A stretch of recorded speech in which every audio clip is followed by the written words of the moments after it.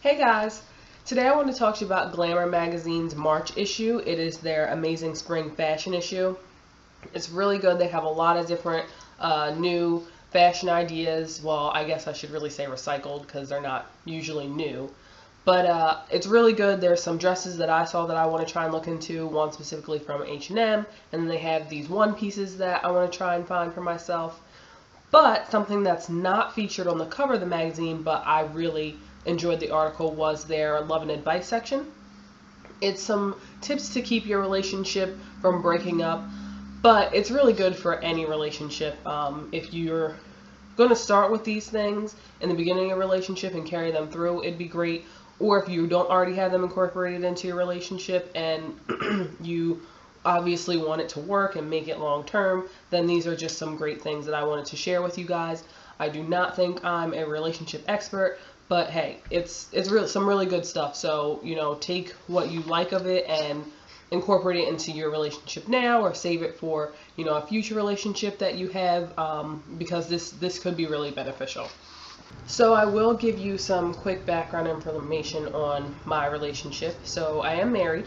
My husband's name is Ray. We've been together since high school, senior year of high school, 8 years now, and we have been married almost 4. It'll be 4 in June. So we've been together quite some time, and it could easily be a boring, mundane relationship at this point. Fortunately, it's not. Don't get me wrong. There are times where it's not the zest of life and it gets boring, but our relationship isn't boring. There is a difference. So I did want to share these things because I found, they're actually things that I already do in my relationship, and they are some big reasons why I think our relationship is so good and why it still works. So the article is called "Sorry, We Are Not Breaking Up," and it's some really good advice that's received from some divorce lawyers who have been in court, and obviously when you're going through divorce, all your dirty laundry is aired. So they gave some really good takes on some key things that they saw that may seem small in the beginning, but ultimately led to divorce. So the first thing is do not name call.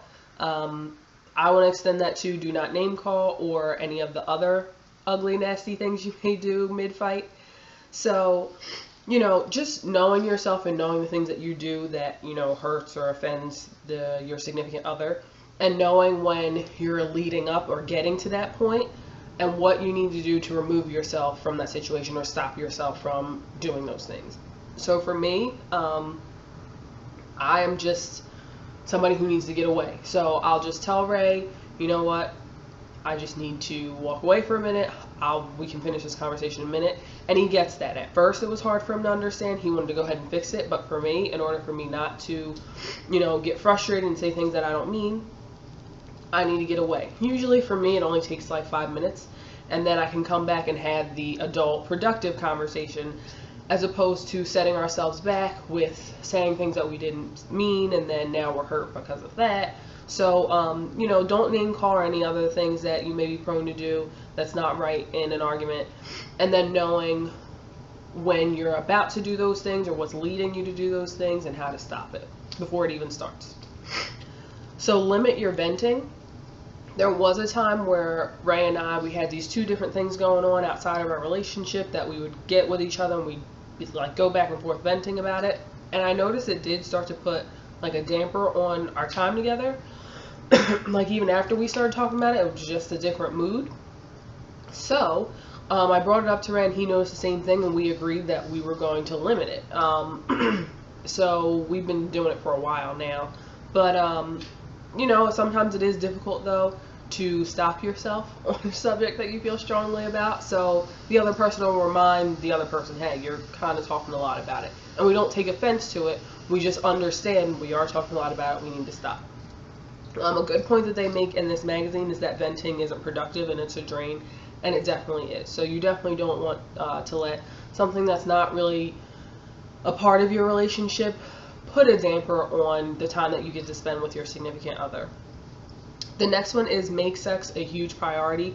I'd like to extend that to make it a huge priority, as well as making open, honest communication about it a huge priority. In my opinion, if you are uncomfortable talking about birth control or getting birth control, if you're uncomfortable talking about your sex life, what you want, what you don't want with a person that you're sexually involved with or thinking about doing it with, then you probably shouldn't be doing it. You know, it's a tricky subject. You know, for some people they get very uncomfortable talking about sex, no matter how big or small the conversation is. And then for some people, they just want to go all out, and they may scare the other person. So, you know, first and foremost, when you're talking about sex, you know, just be honest. You know, be honest about what you like, what you don't like, what you want, what you don't want, all that stuff. If you're worried about how the other person may take it, maybe you want to think about your approach to it. There are lots of books out there. There are lots of different games out there to help people get comfortable with their sex and sexuality. But definitely make sure that you're comfortable having the conversations first before you even start, because you know, then things get tricky and you need to be comfortable talking about what's going on in your sex life. So, you know, make sure that not only are you making a priority to have a healthy sex life, but part of having a healthy sex life is the communication that you have around it. Also, date your husband. So Ray and I had never stopped dating, you know, and we call them dates too. We treat them as dates. We don't just go through the motions of going out and doing whatever we have planned to do, but you know, we hold hands, we flirt with each other, we tell each other, you look nice. Simple things like that that make the other person feel good. You know, you just want to reinforce that you're the person I'm with, you're the person that I'm attracted to, and I still love being with you. And two, it's nice because as you change and evolve and stuff, you notice that your dates will reflect that somewhat. So, you know when Ray and I first got together, you know, we were in high school and then we were in college, so we didn't have a lot of money to do whatever we wanted. But now we do more things. We both are foodies. We love to try different foods. We love to cook. We love to cook together for each other. We've gone on a living social deal that I found where it was a cooking class and it was a big group of us and two chefs were showing us stuff, so that was a lot of fun. Then we had dinner afterwards. You know, Ray really likes, Call of Duty, Black Ops 2, and I would have never picked up that game on my own, but I play it with him sometimes and I really enjoy it. It's fun. I really like going to the park and dancing. Ray does that stuff with me and he has fun doing it with me. It's not something that he'd do on his own, but it's good for our relationship, and it's also a good time for us to just talk and get to know one another and what's not just going on with our lives, but you know, our opinions of things. You know, when you're dating and you're younger or you're early in your relationship, you're asking a lot of questions that you tend not to ask anymore as you date more and more. So it's a good time to keep doing those things, and you know, you see how that person's changing and maturing, and it's really nice and it's a lot of fun. Then we have be prepared for curveballs. So I know people say that, you know, the person you marry is going to be that person for forever. That's not true. You know, life situations happen, experiences, events, all kinds of stuff just change people. Like, you grow and mature and evolve as you go through life. It's just a part of life.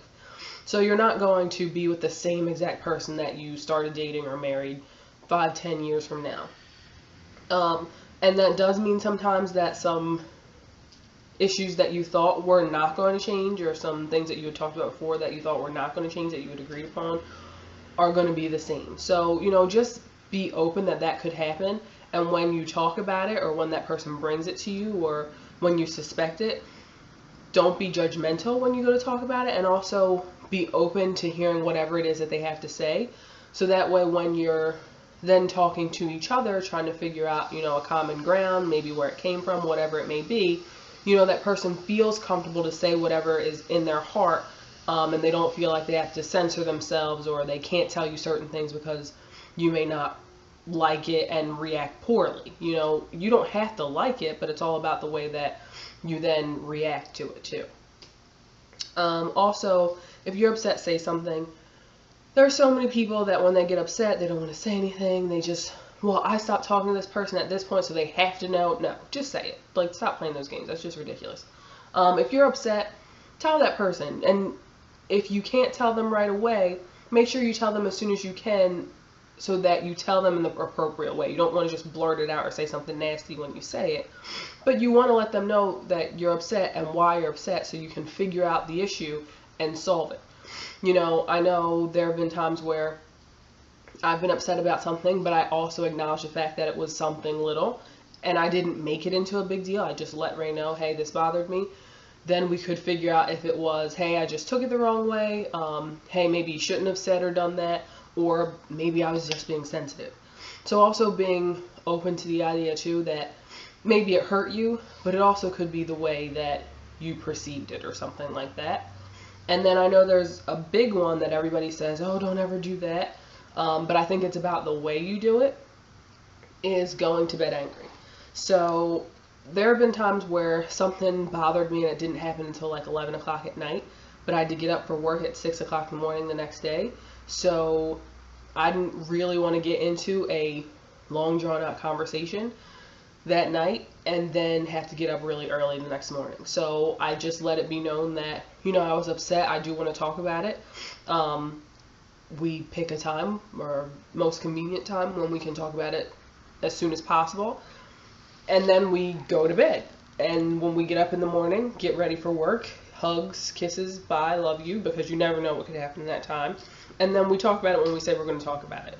I think the real issue with going to bed angry is because a lot of times if people do that, it's kind of like maybe they didn't tell the other person they were upset, so now they're just going to bed angry.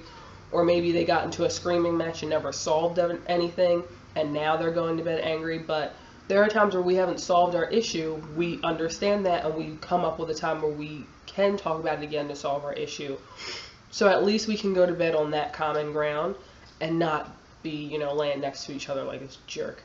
So you have to do what works for your relationship. You know, it's all about what you guys think works for you, whatever the case may be, and also not worrying about what other people think.